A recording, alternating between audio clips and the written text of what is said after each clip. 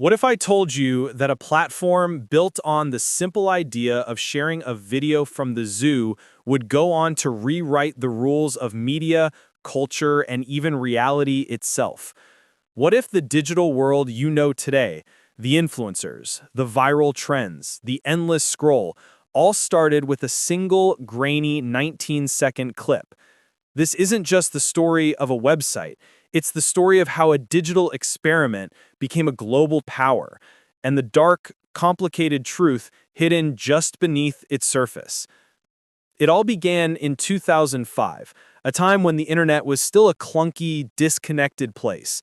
Three former PayPal employees, Chad Hurley, Steve Chen, and Jawed Karim, found themselves wrestling with a surprisingly modern problem.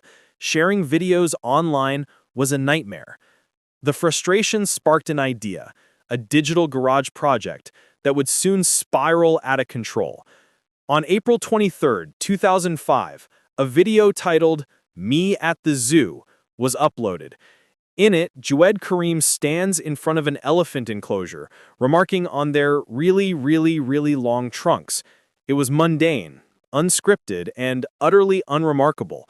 Yet this simple clip was the first tremor of an earthquake that would reshape the world. In its infancy, YouTube was a digital Wild West. The platform was raw, unfiltered, and beautifully simple. It was a chaotic mosaic of short clips, home videos, and bizarre low-resolution humor. Its magic wasn't in its polish, but in its accessibility. For the first time, anyone with a camera and an internet connection could broadcast their voice to the world.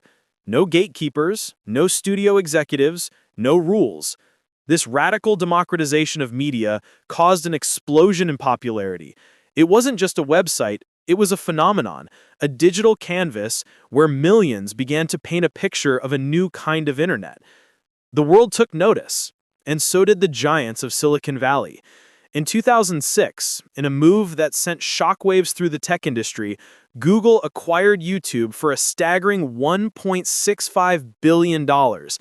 At the time, the price seemed insane for a platform that was hemorrhaging money and hosting a library of copyrighted material and cat videos. But Google saw something others didn't: the future. This acquisition was the rocket fuel YouTube needed. Suddenly, it had the financial power, the global infrastructure, and the advertising engine of the most powerful tech company on Earth. The days of being a quirky startup were officially over. With Google's backing, the platform entered its next, most transformative phase: the rise of the creator. The launch of the YouTube Partner Program in 2007 was a watershed moment. It introduced a revolutionary concept. Creators could now earn money from their content. This single decision turned a hobby into a profession, igniting a gold rush. A new breed of celebrity was born, not in Hollywood studios, but in suburban bedrooms. Names like Smosh, Nihiga, Fred, and Ray William Johnson became icons for a generation, their quirky sketches and rapid-fire commentary commanding audiences that dwarfed traditional television shows. YouTube had proven that ordinary people could become global stars, sparking a media revolution that continues to this day. The platform was no longer just a repository for videos. It had become a living, breathing ecosystem of communities. It was a place of connection, driven by the creativity of individuals. Vloggers shared their daily lives, building intimate, parasocial relationships with millions. Educators found a way to make complex topics accessible and engaging. Niche communities, once scattered and isolated, found a home where their passions for everything from vintage synthesizers to obscure historical events could flourish.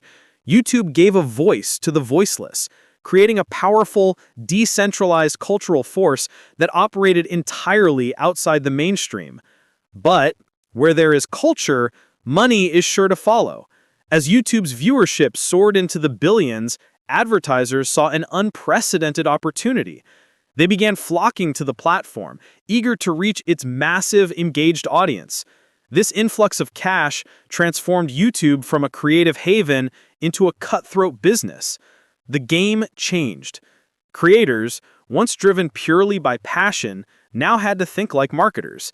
They began to obsess over metrics, optimizing their content for views, clicks, and the mysterious whims of the algorithm. A new language emerged. CTR, AVD, retention, and the art of creation became intertwined with the science of monetization.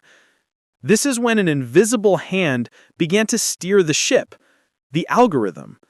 YouTube's recommendation system, designed to keep you watching for as long as possible, became the single most powerful force on the platform. It was a silent puppet master, dictating what succeeded and what failed. This gave rise to a new formula for content. Titles became louder and more sensational, a phenomenon known as clickbait.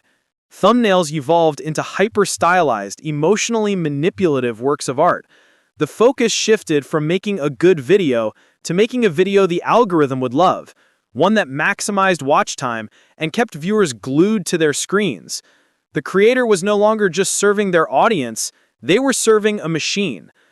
Then in 2017, the machine broke.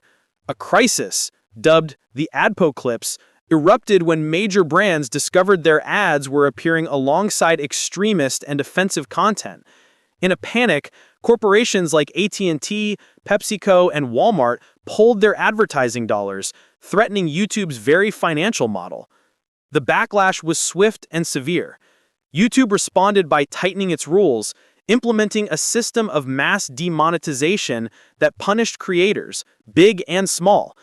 Millions of videos were suddenly deemed not advertiser-friendly, cutting off the livelihoods of countless individuals overnight. It was a brutal turning point, marking the end of the platform's freewheeling era and the beginning of strict corporate-friendly content moderation. The creator was no longer king. Brand safety was. This shift paved the way for the corporate invasion. In the late 2010s, the digital outsiders who built the platform found themselves competing with the very institutions they had once disrupted. Big media companies, late-night talk shows, and major record labels began colonizing YouTube, flooding it with professionally produced, high-budget content. The old YouTube, the raw, authentic, and experimental spirit that defined its golden age, began to fade. The line between a vlogger's bedroom and a Hollywood soundstage was blurring, and many felt the platform was losing its soul in the process.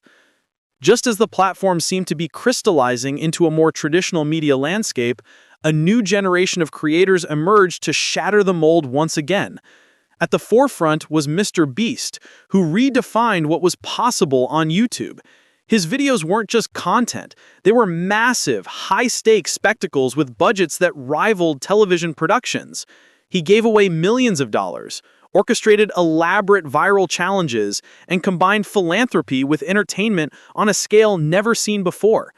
This new era of hyper-professional, high-cost creation content raised the bar to an almost impossible height.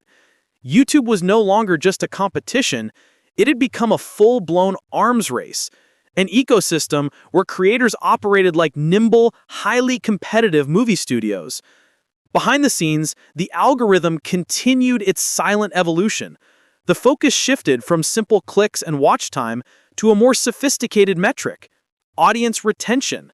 But the biggest change was to come.